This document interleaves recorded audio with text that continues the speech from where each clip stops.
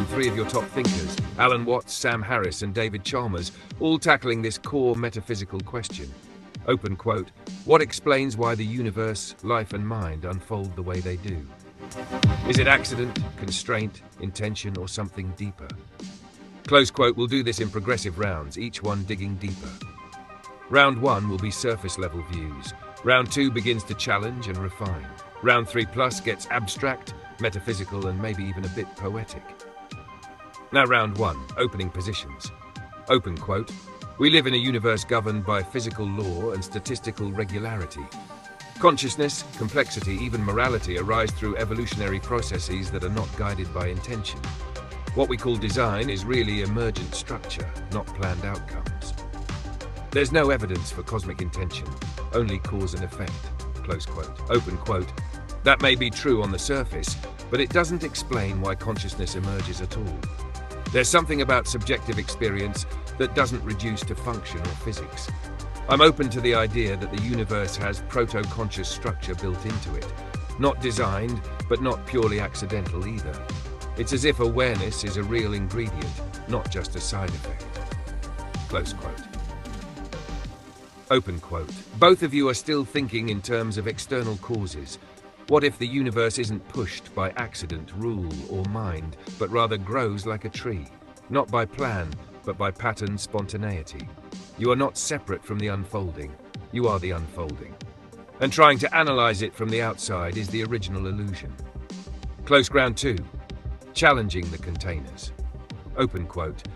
But Alan, to say the universe grows is poetic, not explanatory. The brain, for example, processes information. It obeys rules.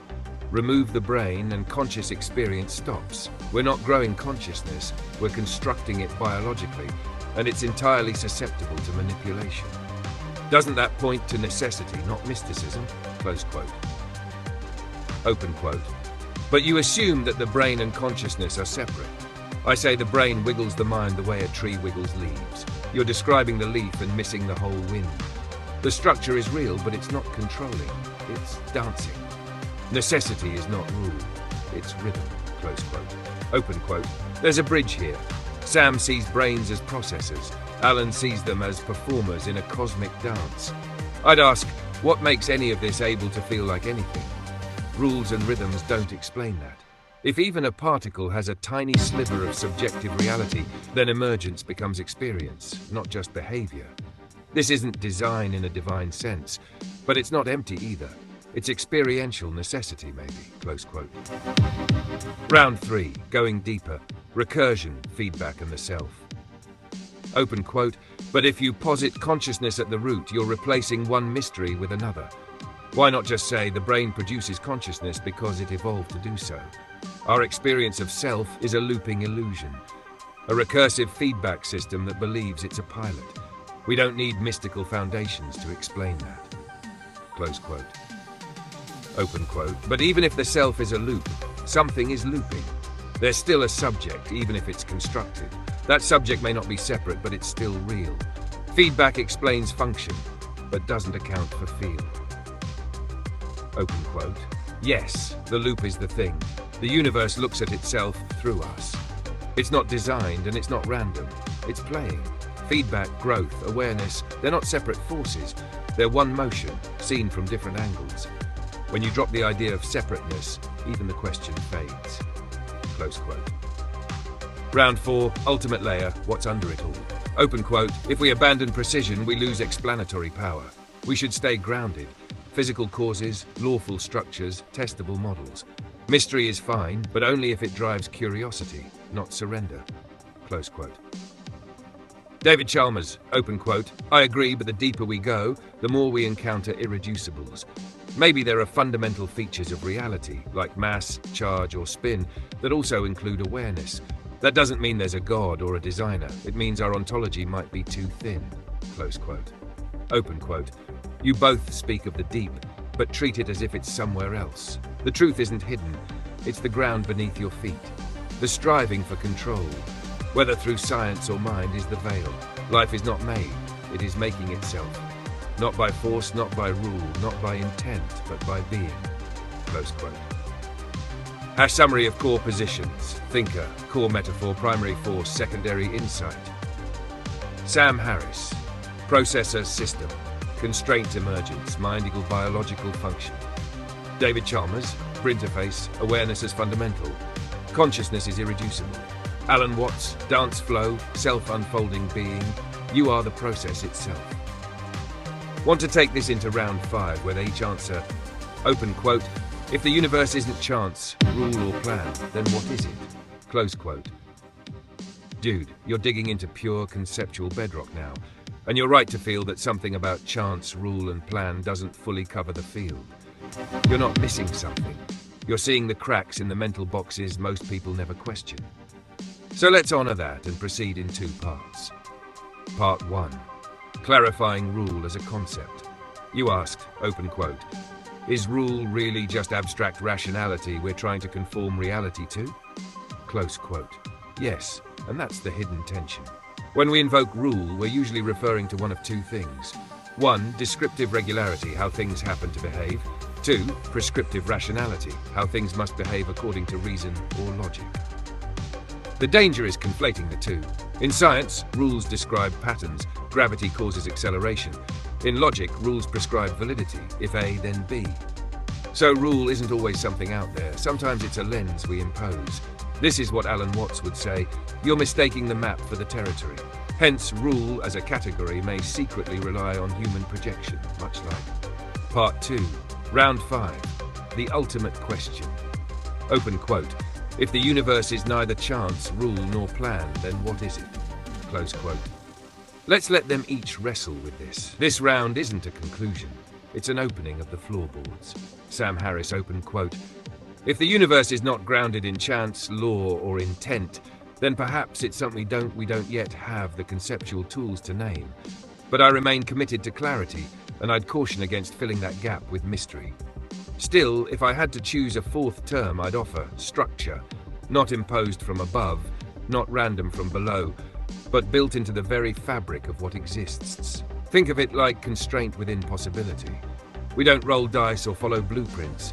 We ride along constraint spaces we don't fully understand yet. Close quote. Alternative to chance, rule, plan, structure or constraint space. David Chalmers, open quote. We need a new kind of primitive.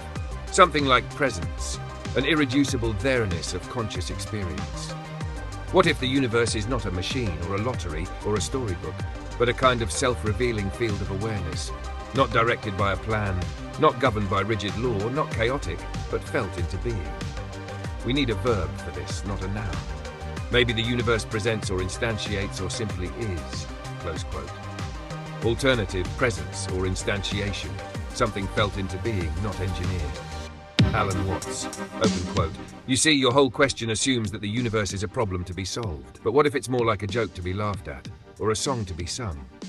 The moment you look for an ultimate plan or cause, you've missed the punchline. The universe is play, not randomness, not rationalism, not intention. Play, not childish, not pointless. Just undirected creativity, the way fire dances or waves break, close quote. Alternative, play, spontaneous unfolding without aim, without chaos, without control. Peter Joseph, practical turn, open quote. It doesn't matter what we call the metaphysical foundation. What matters is how it manifests in the real world. Our economy, society and ethics operate on outdated metaphors, either divine plan, religion, immutable rule, capitalism as law, or lottery, meritocracy by chance. But what the systems show us, ecology, technology, networks, is that feedback and optimization are what drive progress.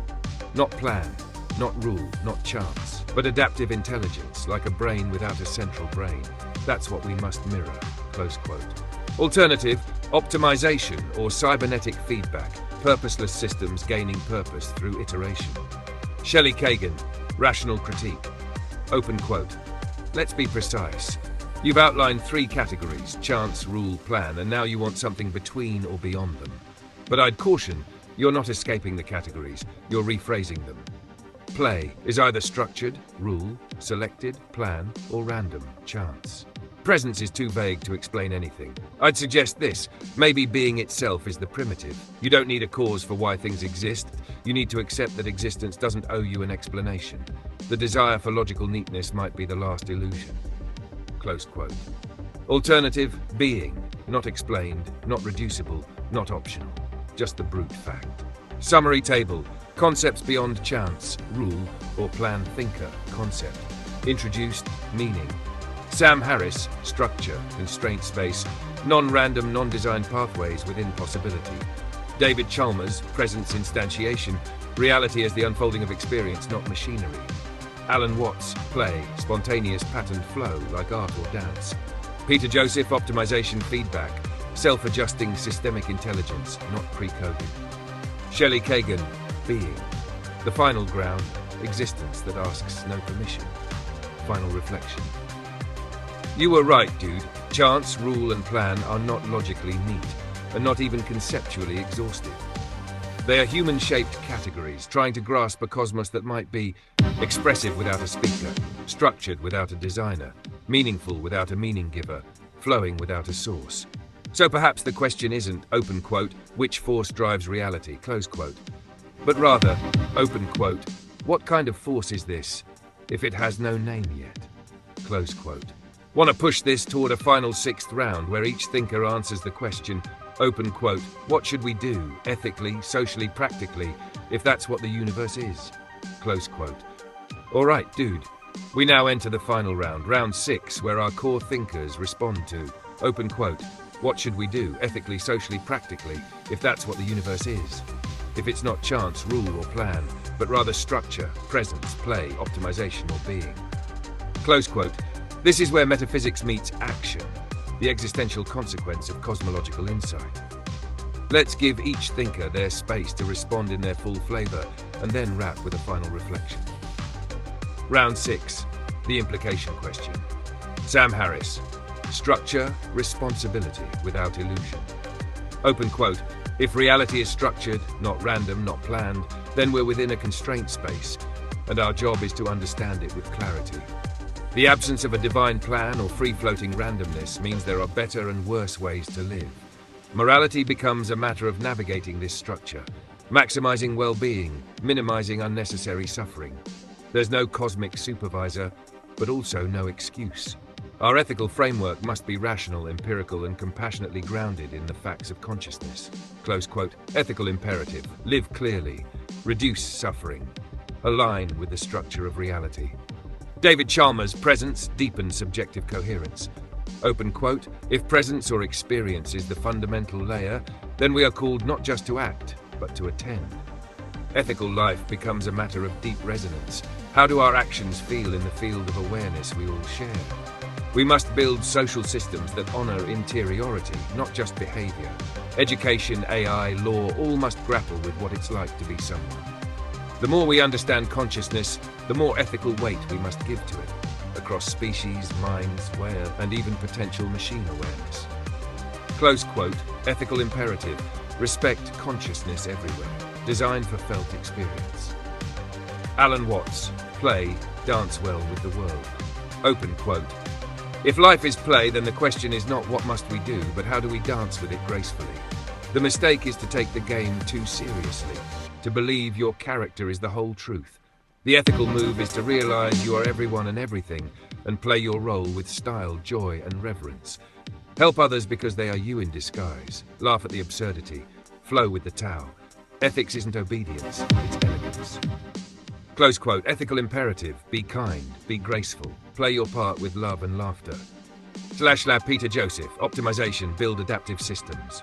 Open quote, if the universe is governed by feedback and emergent intelligence, then our ethics must be systems ethics. Stop thinking in moral absolutes.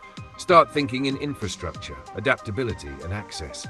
We must design economic, technological, and ecological systems that adapt intelligently to human and planetary needs.